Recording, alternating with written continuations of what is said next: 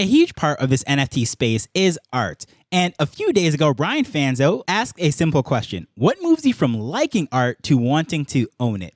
And of course, this was on Twitter, so there was a very short answer. And I gave my 5 reasons as to why I buy art. However, my answer without context really makes me sound like a jerk. So today we're going to dive into that and explore some of the reasons why I purchase art, and how to think about these things when fitting into the grand scheme of things if you're focusing on selling art within Web3.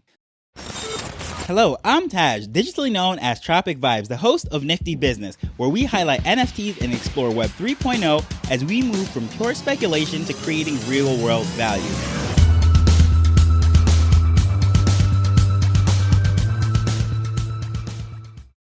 So for context of this question, Brian Fanzo started the NFT 365 podcast, also the Mint 365 project. And about a year and a half ago or so, he started minting a NFT every single day. And now he's on a journey in AI, and he's doing a lot of AI art. And that's a daily project that he's doing for the following 365 days after minting. Something I speak about, if you listen to some of the older episodes, absolute beast for even trying to attempt something like this. But needless to say, now that he is producing art, he's in the art sphere and he's being featured by Timepieces, has something out there with Deepak Chopra, the very famous, I guess you would say, philosopher or whatever you want to say. And his art is associated with some very influential people within the space.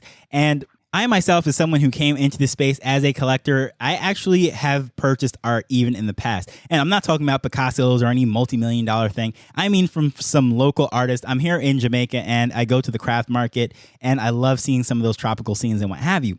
So when answering this question, which does apply to NFTs, but specifically, I gave my pre-NFT answer, meaning before the idea of trying to sell an NFT on the open market, what made me purchase art? So the first thing that I said is I hear a story in my head when I see it, meaning that the picture, whatever's up there, is so vivid. They say pictures speak 1,000 words. Well, I like art that actually makes me stop and look at it and try to piece out the story. I try to hear what the painting or the image, the photographer, sculptor, whatever it might be, is trying to say. And anything that really makes me stop walking, especially if this is like street art, when I'm walking down the street and it gets me to stop from where I'm going, well, that is something that really catches my attention. I try to figure out what kind of story is being told once it draws me in. Number 2, once it has my attention, I often think of that scene from Django Unchained. Well, gentlemen, you have my curiosity, but now you have my attention.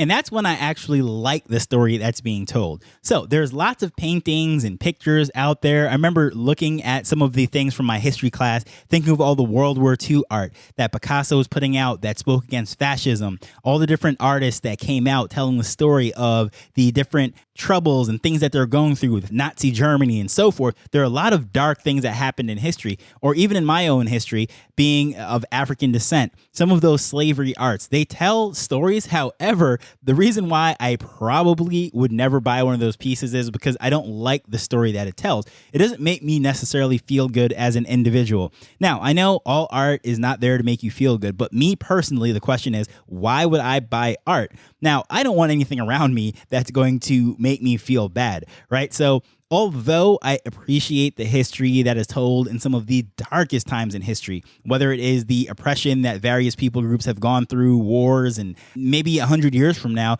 there'll be a lot of art that has been created about COVID-19 and all these different things. But guess what? That is not something that I'm interested in collecting and purchasing, because I don't want to be surrounded by things that draw down my spirit, make me feel any kind of negative way. So the third reason why I would move from someone that likes art into wanting to actually purchase it is that I can display it. I want to have the space to put it up, be able to share it with people, have it be a conversation piece. Because I'm not one of those people that is just buying art for the sake of putting it down in a storeroom, or in the case of some of these very multi-million-dollar rich ones, like you have it locked up in some vault. No, I mean, if I'm spending my money on art, again, whether it be at the craft market in Jamaica or some street art that I see in New York City or wherever it is because I want to display it. I want to put it on my desk. I want to put it on my wall. I want to have it around the house. So when I have guests and friends come over, I can tell the story of how I acquired it. I want them to actually enjoy it with me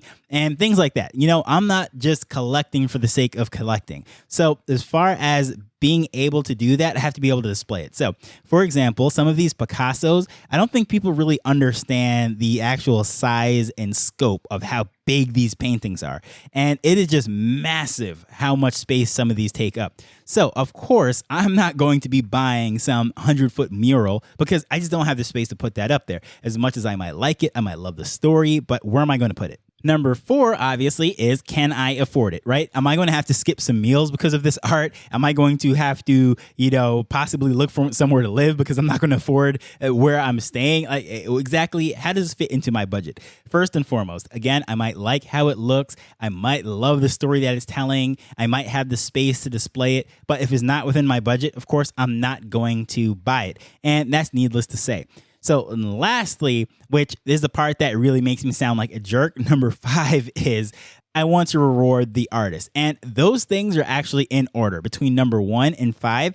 That is my order of priority. And the 5th one, and that's what I said, without context, that really makes me sound like a jerk. Reason being is if it doesn't catch my attention, meaning number 1, like the story or hear the story that it's telling. Number 2, if I don't like the story that it's telling.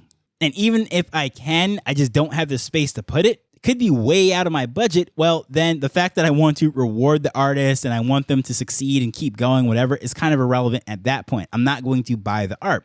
Now, it might come to the case where I'm just a patron of their arts. I might just donate, say, hey, this is pretty cool. I have no space for it, but here's a few dollars. Maybe go get a cup of coffee or whatever it might be, buy some supplies, keep going. That is a completely different thing. But the question which was asked is, why do I move from liking art to purchasing it or wanting to buy it?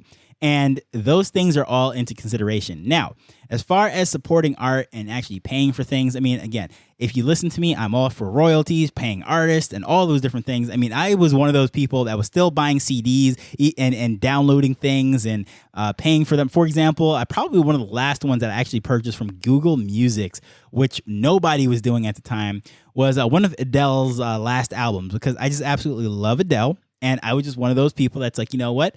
I love the story that she's telling, and I just want to reward her for it. I know Adele doesn't need any money from me. She is doing pretty well.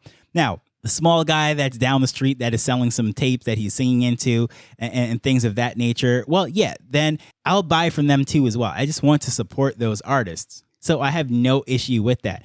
But as far as all those other things, to me, it is way more important than buying it and supporting that artist, is because if I have nowhere to facilitate all that stuff, that is sort of relevant at that point. Now, how does this tie into the whole NFT space and everything? A lot of those criteria actually still transfer over. There's just a few more dynamics and a few more elements that are put into it, because the resale factor is a lot more front and center, if you will. So a lot of people start to look at, well, how's that community going? Is that fan base growing? And of course, this is all verifiable, seeing how many people are collecting it on the blockchain, see the fans and engagement on Twitter and so forth. So those are some measurables that we see, because let's just say we have a street artist that we fall in love with, we start collecting their pieces and so forth. For the most part, we're not thinking about all of that. Even if we think, one day this is going to be worth something, this guy is really going to blow up once people figure out who he or she is. So no, like that is a possibility, but generally speaking, we're going to buy that stuff because we just like it, right? So when it comes to the whole NFT space and people trying to sell the art, I mean, I've been in so many spaces where people are saying things like, well, why aren't you guys supporting the artist and so forth, right? Makes it sound like you're a jerk because you're not buying the art. Well, if all those things are in place before, regardless of the fact that it's an NFT, like who cares, right? I know it's really hard to say and it sounds mean, but we have to move past the part where this is looked at as sort of like a charity case, right? Just because there is some amazing technology out here and we all see the benefits, everyone listening to this podcast, anyone in the space still during this market sees the benefits of this space, right? We understand the technology. Now, as an artist that is coming into the space, or if you are associated with any artists, supporting any artist or anything, I think it's very important to understand the fact that just because you have some art that you think is awesome doesn't mean that people should buy it. Like, why should people buy it? They have to have a lot of criteria. Now, those are just my specific criteria for why I buy art. And I'm sure if you're listening to this, you're probably thinking the same. Because when I think about all these things too, right? I would say I really started to collect art and different pictures and things of that nature, maybe around high school, going into college, definitely. And for the most part, those were posters, right? Even if they were actual paintings, they were replicas, they were copies of it. And going to the whole thing, it was never because I'm like, oh, I want to support the artist, right? In many of these cases, either the artist was dead and gone or public domain at this point, whatever it might be. And it's like, I am just purchasing it and buying it because simply I like it, right? I wanted to display, I wanted to put it up. It somehow told a story that I absolutely loved and all those above criteria that I'm saying. So now with the whole Web3 space, NFT, I mean, space isn't an issue. Everyone can just whip out their wallet, their phone, or whatever it might be and display the art. So you're not going to run out of space. It's not like there's a maximum amount of NFTs anyone can collect. No. However, there is a maximum budget. Maybe you overspend. So even if I see something that I absolutely love today, for example, there is quite a few artists that I came across recently on Twitter that have these pencil drawings that looks like they're photographers. And I mean, I'm talking about like the detail in the eyes and everything. It looks like there is water and there is light bouncing off it like a real eye. And the only thing that is used to create this is charcoal. It's absolutely mind blowing. So as much as I want one of those pieces, and I think it would be just amazing, the black and white fits into any room and everything, but I just can't afford it. I mean, so at this point in time, I would love to support that artist. And even one of them sent me a DM and because I complimented the artwork and was just like, hey, well, if you really like it that much, can you purchase it? Well, yeah, I would love to purchase it, but it's not in my budget right now. First of all, it is expensive. This is not like a $50 or $100 replica that I'm going to find on Amazon.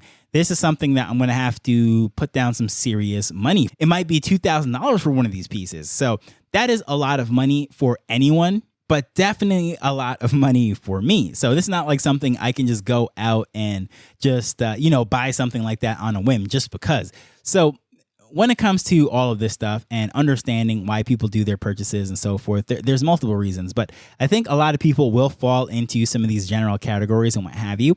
But I would love to know, what are your thoughts? Do you collect art and why are they? What are your reasons for actually making a purchase? Because there's a big difference between liking something on Instagram or Twitter or wherever else and actually saying, you know what, I want to own that.